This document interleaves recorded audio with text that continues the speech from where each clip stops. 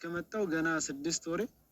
በዚህ በ6 ወር ቆይታዬ ስለ ኢማራትም ይሁን ስለ ሀገራችን ስለ ሌላም ሀገር ይሁን ሰላም ጤና ይስጥልኝ ውድ የእድል ቤተሰቦች ውድ ቤተሰቦቼ እንደሰማችሁት ነው። አቡፋኖ በጣም ያሳዝናል። ገና 6 ወሩ ነው ከሳውዲ ኢትዮጵያ ገብቶ የተወሰነ ወራትን አሳልፎ ነው ወደ ዱባይ የመጣውና አንዳንዴ የሰው ልጅ ከእውነት ጋር ስንቆም መከራችን ብዙ ነው። እውነት ለመናገር ለሀና ጉዳይም ለማንኛውም ሰዎች እኔ ሶሻል ሚዲያ ላይ ከ1 አመት በላይ አውቀዋለሁ አቡፋኖ ማለት ነው። አንድም ቀን ስለ እውነት እንጂ ስለ ውሸት አንድም ቀን ማንኛውም ሰው ብሔሩን ይወዳል። ብሔርተኛ ነው። ማንም ሰው መብቱ ነው የሰውን ብሔር አይሳደብ እንጂ የራሱን ብሔር ሲወድን ማንም ብሔር ሲሳደብ እኔ አይቼ አላቅም። ይኖር አይታወቅም። ያላየሁትን አልፈርድምና እና አንዳንድ ሰዎች ደግሞ ምን አላችሁ በቃ መጥፎ ነገር አይምሯቸው ሁሉ መጥፎ ነገር የተሞላ ምንም ነገር መጥፎ ነገር አልተናገረም። የሀና ጉዳይ ነው ይሄ ሁሉ መያዙበት የመጣው።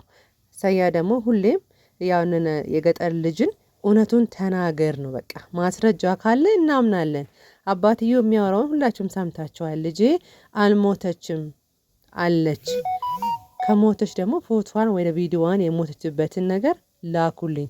ያ ነገር እስካሁን አልመጣም። ስለዚህ ነው እስካሁን ድረስ ማንኛውም ሰው ሀና በህይወት እንዳለች ነው ብዙ ማስረጃ የሚያሳየውና ሰያም ለዛ ነው በጣም ጥብቅ ብሎ የገጠር ልጅ ሊያቅም ላያቅም አይታወቅም። ምክንያቱም የሰው ልጅ እኛ አናቅም፣ አብረን ያለን ሰው ብቻ ነው የምናውቀውና በገንዘብ ሊሆን ይችላል፣ ፈራቻም ይችላል፣ ወይም ደግሞ በቃ እኔ ነፍስ አውጪኝ ስደት ለማን ሲሰደድ ነፍስ አውጪኝ ብሎ ጥሏት ሊሆን ይችላል። እና ያለውን ነገር እኛ ፈጣሪ ነው እንጂ የገጠር ልጅ ስለ ሀና ነገር ያገባዋል ወይ ብለን የምናውቀው ታሪክ የለምና ግን ምን አድርገው ነው ይሄን ያህል በ5 ቀን ውስጥ ከሀገር እንዲወጣ ብሎ የተወሰነበት?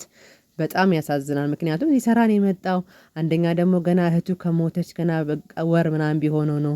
የእህቱ ልጆች የሚያሳድግ እሱ ነው፣ ቤተሰብ አለበት እና ይሄ ልጅ ምን አለ ቢሰራ ቢጠነክር፣ ጥፋቱ እንኳን ቢኖረው ጥፋቱን እንኳን ምን አለበት በገንዘብ እንኳን ተቀጥቶ እዛ ሀገር ሊሰራ ቢደረግን አይታወቅም። አሁንም ለበጎ ነገር ሊሆን ይችላል፣ የተለየ ነገር ሊያገኝ ይችላል እና የሰው እድል አይታወቅምና ሁላችንም ያው ዱአ አድርጉለት ለወንድማችን ለሀና ብዙ ነገር ተናግሯልና አንዳንዴ ደግሞ የሆነ ሰው መረጃ እንዳወጣ ደግሞ ባለፈው ከሰማችሁ ከአንድ የተወሰነ ቀናት በፊት ላይቭ ላይ ሳያ ስለ መኪና ብር ማሰባሰብ እየሰራ ነበርና ያ ነገር በዱባይ ያስከሳል እየተባለ ነውና የትኛው እውነት? ምክንያቱ ገና አልታወቀም። እሱም ሀገሬ ስገባ ነው የምናገረው ብሏል ማለት ነው። ሀገሬ ስገባ ያለውን ነገር ያለውን መረጃ አወጣለሁ ብሏል። እስካሁን ድረስ ያወጣው መረጃ የለም። ግን አንዳንድ ሰዎች እንደሚናገሩ በፊት ያው ከሳውዲ የተባረረበትም በአንዳንድ በኤምባሲ ምክንያት ነውና ወሬውን በማቀናበርና ያው ማንኛውም ሰው እኮ አፉን ይከፍታል። እሱ ብቻ እኮ አይደለም። ሶሻል ሚዲያ ላይ የማይናገር ሰው የለም። በእርግጥ ብዙ ተማሩ። እኛ ነገ ጠዋት ምን እንደሚደርስብን ነገር አናቅም። በስሜት ሆነን ለሀገርም ብለን የተለያዩ ብለን እናገራለን። ግን ይህን ነገር ለሁላችንም ትምህርት ነውና መማር አለብን። ይሄ ወንድማችን ሳውዲ ላይ ባለበት ታይም የተባረረ ከሳውዲም በዚህ በአንዳንድ በዘረኝን በአማራ ብዙ ነገሮች ስለሚናገር በፋኖ ስለሚደግ ብዙ ነገር ብቻ ያው እኛ ማናውቀው ብዙ ነገሮች ስላሉ ነውና እኔ እንደውም ከሶሻል ሚዲያ ሲጠፋ የተወሰነ ጊዜ እኔ ብዙ ጊዜ አየዋለሁ በፋኖ እና ለምን ጠፋ ብዬ ነበር የማስበውና ለካሱ ከሳውዲ በአንዳንድ ችግር ምክንያት ተባሮ ዱባይ ሲገባ ነው መጨረሻ ላይቭን ከፍቶ ያስረዳውና አይታወቅም። አሁን ኤምባሲ ከኤምባሲ የዛ ሀገር ሪካርድ ስላለበት ወደ ኢትዮጵያ ወደ ዱባይ ኤምባሲ ሊኮበት ነው። በጣም ያለበት ችግር ስለሆነ ከዚህ አባረሩን የሚለውን ሪካርድ ካልጻፉለት በስተቀር ስለ ጥልና በአንዳንድ በላይቭ ንግግር ብቻ ከዛ ሀገር እንዲወጣ አያረጉት የሚባል ብዙ ወሬዎች አሉና አይታወቅም። የሰው ልጅ ግን ምን አለ ይሄን ሁሉ ክፋት ለምን አስፈለገ? ወንድማችሁ ነው ቢያጠፋም ተው ወንድማት ነው እንጂ ይሄን ያህል ደግሞ ምንም ያደረገው ነገር የለምና ሰው እኮ ብዙ ነገር ይነጋገራል። ግን ክፋት ለምን አስፈለገ? ይሄ ሁሉ ጥግ የክፋት ጥግ። ሀበሻ ስንባል እኮ ሰው ስንሰራ ማንወድን፣ ሰው ስንለወጥ ማንወድን፣ የሚሰድበንና የሚያንጓጥንን እንወዳለን። ግን የሚረዳን ሰውን ለምን እንደሆነ አላውቅም። ይሄ ሰው ግን በእውነት ለመናገር ይረዳል ሰዎችን በሀሳብ በብዙ ነገር እየረዳ ነው እኔ ሳየውና ለምንድን ነው ይሄን ያረጋችሁት? ነገ በኔ በሉ። ስደት ላይ ሆናችሁ ለወንድማችሁ ለእህታችሁ የምትጨክኑት ለአረብ እያሽቃበጣችሁ የምትሰሩ ሰዎች ነገ ጠዋት ነግ በኔ በሉ። ምክንያቱም ነገ እናንተም ይደርስባችኋል። ምክንያቱም እያንዳንዷን ሰው ቤት ያለ ሰው ሀገር ያለችው ሰው ነገ ምን ይደርስብኛል ብላችሁ አስቡ። የራሳችሁን ጉዱፍ ሳትጠርጉ የሰው ጉዱፍን ለመጥረግ አትሩጡ። ማንኛውም ሰው የሰው ሀገር ላይ ያለ በምን ችግር እንደሚደርስበት አይታወቅም። ቢሆን የሆነ ሰው ጥፋተኛ እንኳን ቢሆን ወንድሜ ይሄ እኮ በዚህ መንገድ አይሆንም ብላችሁ ብትመልሱ ነው። ይሄ ብቻ አለ ብዙ ሰዎችም አሉ ገናና እንደዚህ ከሀገር ከስራ ማባረር ምን ጠቀም? ምንም እኮ አትጠቀሙ እኮ የእሱን እንጀራ እኮ እናንተ አበሉ።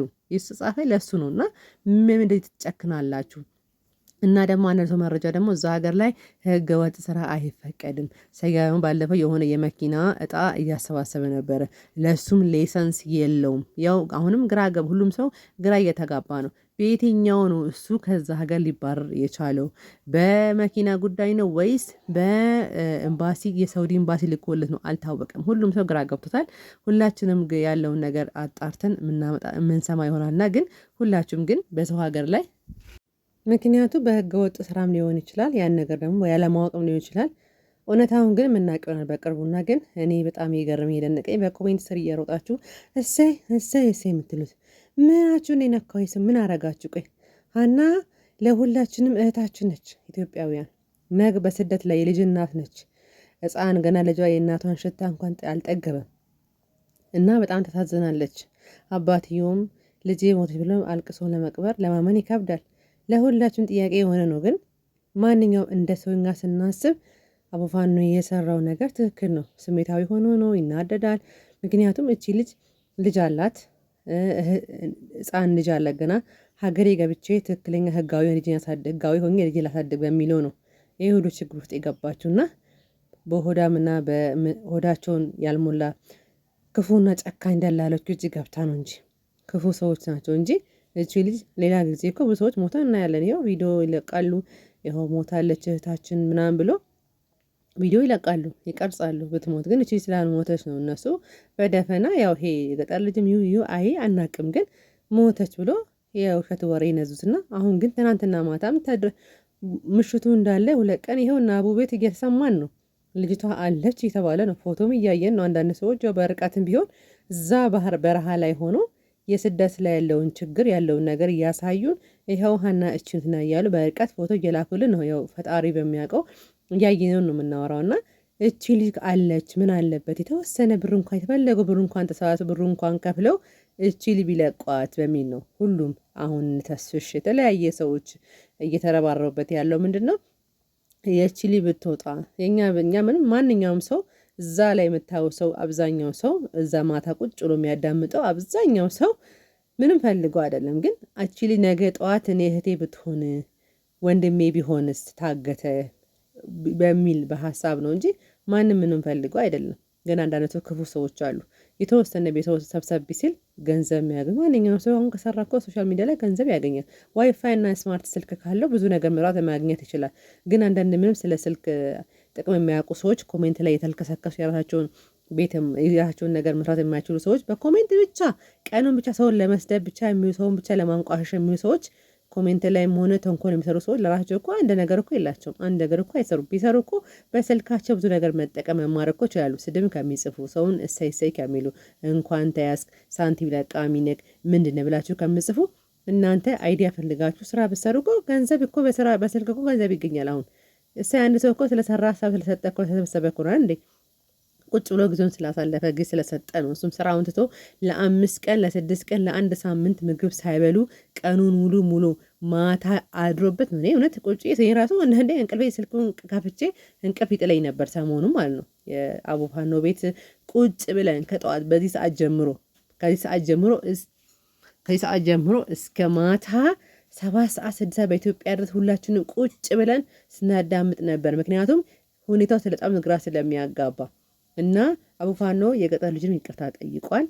አሁን ግን እስቲ ያላችሁ የተለያየ ሀገር ያላችሁ ለወንድማችን መፍትሄ ቢሰጡ መልካም ነው። እንደሃለን ሞዴል ብቻ አይደለም እና መቼም እርግጠኛ ነኝ የተሻለ ነገር እንደሚያገኝ ሀገሩ ቢገባ ምን ችግር ሰው አይደለም ሀገሩ ላይ የገባውና ግን ያው ገና ምንም ሳይሰራ በመለሱ ትንሽ የሰው አይምሮ ይጎዳልና ትንሽ ቢሰራ የልጆቹንም አንዳንድ ነገሮች ቢያስተካክል 1-2 አመት እንኳን ሰርቶ ቢሆን ጥሩ ነበር። ደግሞ ተቀጣሪ ነበር። እኔ እንደውም የመሰለኝ የራሱን የከፈተ ነበር የመሰለኝና ለካ እንደሰማሁት ከሆነ ተቀጥሮ ነው የሚሰራው የራሱ አይደለም። የሱ ከፊሉ እንደተናገረ ከሆነ ከፊል አለው። ከፊሉ የተወሰነ ቀን 5 ቀን ራሱ በከፊሉ ምክንያት ነው እንጂ ከፊሉ በጣም መልካም ሰው ስለሆነ እሱ ነው ለ5 ቀን እንደፈቀደ ሰዎቹ እንጂ ወዲያውኑ ያን ቀን ፍርድ ቤት የቀረበ ቀን ነበረ ወደ ኢትዮጵያ እንዲገባ የተወሰነው። ግን ደግሞ ያው እሱ እንደተናገረ ከሆነ በከፊሌ ብርታትና በከፊሌ እሱ እኔ ኃላፊነት ወስዳለሁ እሱ 5 ቀን ውስጥ ይሄዳል ብሎ በሱ ምክንያት ነው ለ5 ቀን የተፈቀደለት እንደሱ እንደሚያወራ ማለት ነው። አሁን ደግሞ በጎ ነገር ቸር ነገር እንደምሰማና ሀናም ወታ ወይ ደግሞ ያለው እውነታውን ሰምተን ልባችን እንደሚያርፍ ሁላችሁም የሀሳባችሁን ጸሎታችሁን የሁላችሁም የኢትዮጵያኖች ሃይማኖት ዘር ቀለም ሳይለይ የእህታችን የሀና ለእሷ ብሎ ነው ወንድማችን መስዋዕት የሆነው ከስራው የተባረረው ለሀና ለአንዲት እህታችን ብሎ ነው። በምንም የማይገናኝ ምንም የማያውቃት ግን ኢትዮጵያዊ ስለሆነች ብቻ ለእሷ ስለቆመና ለእሷ ስለቆመ ብቻ ነው። ሆዳምና ደላሎች አጭበርባሪ ሰዎች ናቸው ተባብሮ የእሱን ሪከርድ በኤምባሲ በኩል ወደ ዱባይ እንዲላክ ተደርጎ እንደሚወራ ከሆነ እንደ ዱባይ ተልኮ ከዛ እሱ ወደ ኢትዮጵያ እንዲገባ የተደረገበት ምክንያት በዚህ ምክንያት ነው እንጂ ምንም አይነት ወንጀል የለበትም። የኛ ሰው ግን የክፋት ጥግ እያያችሁ ነው ወገን፣ የክፋት ጥግ ለአንዲት እህታችን ስለቆመ ብቻ ከነ ተክላይና ከዛ ከሆዳም ሳውዲ ያለው ወርጫሙ ሰው ስሙ ራሱ አልጠራውም። ይሄን ከሱ ጋር ተባብሮ ወንጀለኞች ሆኖ ግን እነሱ ወንጀለኛ እንዳልሆኑ ተሸፋፍኖ የተቀመጠ ነገር እያለ ነው ይሄን ምስኪን ወንድማችን ሀገሩ እንዲገባ የተወሰነበት።